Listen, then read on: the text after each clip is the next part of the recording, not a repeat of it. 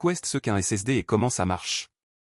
Tu sais quand quelqu'un dit « rien qu'en remplaçant le HDD par un SSD, mon ordinateur a renaît ?» Ce n'est pas une exagération. Aujourd'hui, en 2025, quasiment tous les ordinateurs portables neufs sont équipés d'un SSD, et beaucoup de gens changent seulement cette pièce et voient le PC s'ouvrir en quelques secondes au lieu de minutes. Alors faisons comme ça, dans les prochaines minutes, je vais te montrer, étape par étape, ce qu'est un SSD, comment il fonctionne à l'intérieur et quel type a le plus de sens pour toi que ce soit pour étudier, travailler ou jouer. Qu'est ce qu'un SSD en une phrase? Allons droit au but. Un SSD est un dispositif de stockage, comme un HDD, où sont installés le système, les programmes, les jeux et les fichiers. La différence, c'est que le SSD n'a aucune pièce mécanique, tout est électronique, utilisant de la mémoire flash, la même idée qu'une clé USB, mais beaucoup plus rapide et plus fiable. Si le HDD ressemble à un tourne-disque, avec un plateau qui tourne et une aiguille qui cherche la musique, le SSD ressemble à une clé USB surboostée, les données sont dans des puces, et l'accès est presque instantané.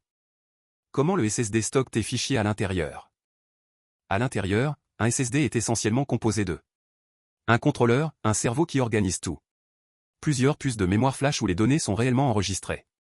Quand tu installes un programme ou sauvegardes un fichier, le contrôleur découpe ces informations en petits morceaux et les distribue entre les puces. Au moment d'ouvrir, il sait exactement où se trouve chaque morceau et reconstitue tout en millisecondes. Et l'élément important. Il n'a rien à faire tourner, ni aucune aiguille à déplacer comme dans un HDD. C'est pour cela que le temps d'accès est beaucoup plus faible et que le PC commence à répondre beaucoup plus vite à tout ce que tu fais. Pourquoi le SSD est tellement plus rapide que le HDD? Imagine deux situations. Avec un HDD, c'est comme chercher un livre dans une immense bibliothèque en marchant partout. Avec un SSD, c'est comme taper le nom du livre dans un système et l'avoir instantanément dans la main. Techniquement, le SSD a un temps d'accès bien plus faible. Davantage d'opérations de lecture-écriture par seconde. Aucune pièce mécanique pouvant ralentir le processus. En pratique, cela devient Windows qui s'ouvre en quelques secondes. Programmes et jeux qui chargent bien plus vite. Un système plus fluide, sans ces micro-ralentissements constants. Juste un détail important, un SSD n'augmente pas les PC dans les jeux. Il ne fait pas de miracle sur la carte graphique.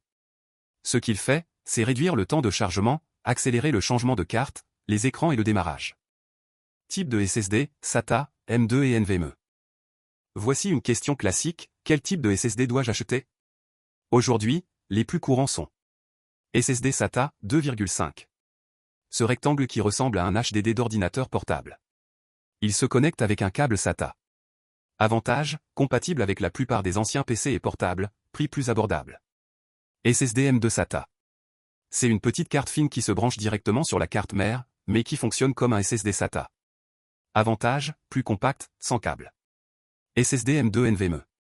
Aussi une petite carte, mais utilisant le protocole NVMe via PCIe, ce qui permet des vitesses bien supérieures. En pratique, très utilisé dans les portables modernes et les PC gamers, idéal pour ceux qui veulent des chargements encore plus rapides. Une chose qui prête à confusion. M2 est le format physique. SATA ou NVMe sont les technologies de communication. Autrement dit, M2 peut être SATA ou NVMe, selon le modèle et le support de la carte mère. SSD XHDD, lequel choisir aujourd'hui? Aujourd'hui, le rapport coût-bénéfice du SSD est bien meilleur qu'il y a quelques années, les prix ont beaucoup baissé et il est devenu le choix principal pour le système et les programmes. Résumé rapide. Seulement SSD, sans HDD. Parfait pour ceux qui veulent un portable léger, rapide, silencieux et n'ont pas besoin de stocker des tonnes de fichiers. SSD plus HDD ensemble. Très courant dans les PC gamers et pour ceux qui travaillent avec beaucoup de fichiers lourds.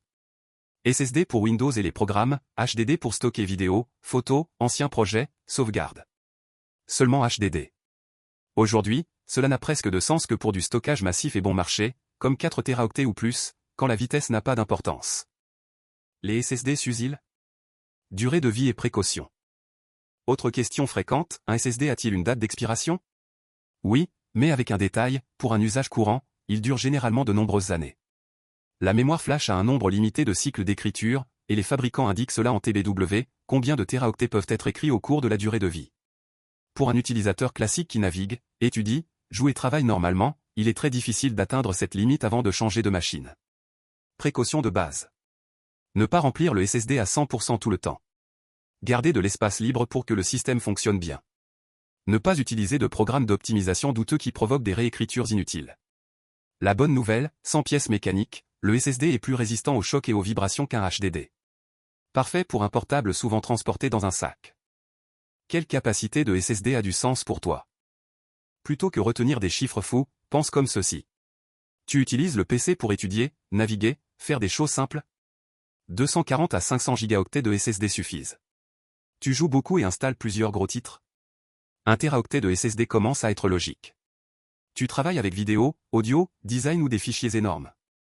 Il est courant d'utiliser 1 Teraoctet ou plus pour les projets actuels, et un HDD volumineux pour archiver ce qui n'est pas utilisé. Quand est-ce utile de combiner SSD et HDD? Cette combinaison est très populaire car elle réunit le meilleur des deux mondes. SSD, vitesse pour le système, les programmes et les jeux les plus utilisés. HDD, espace bon marché pour stocker tout ce qui n'a pas besoin d'être ouvert rapidement. Exemple pratique. Installe le système et tes programmes principaux sur le SSD. Laisse vidéos anciennes, sauvegarde des fichiers rarement ouverts sur un HDD interne ou externe. Ainsi, tu ressens un PC rapide au quotidien sans payer trop cher pour un stockage haute capacité. Pour conclure, que faire maintenant? Pour résumer avec une image simple. Le HDD est un énorme placard, mais un peu lent pour ouvrir et manipuler les choses. Le SSD est un placard plus petit, super organisé, avec tout à portée de main et un accès très rapide. Aujourd'hui, si tu veux que l'ordinateur se réveille vite, ouvre des programmes sans souffrance et charge des jeux avec moins d'attente, avoir un SSD n'est plus un luxe, c'est pratiquement obligatoire. Maintenant dis-moi. As-tu déjà un SSD ou es-tu encore seulement sur HDD? Et si tu penses changer ou acheter un nouvel appareil, quel type comptes-tu prendre, SATA, M2 ou NVMe? Commente ci-dessous et je pourrai faire une vidéo juste pour t'aider à choisir modèle et capacité.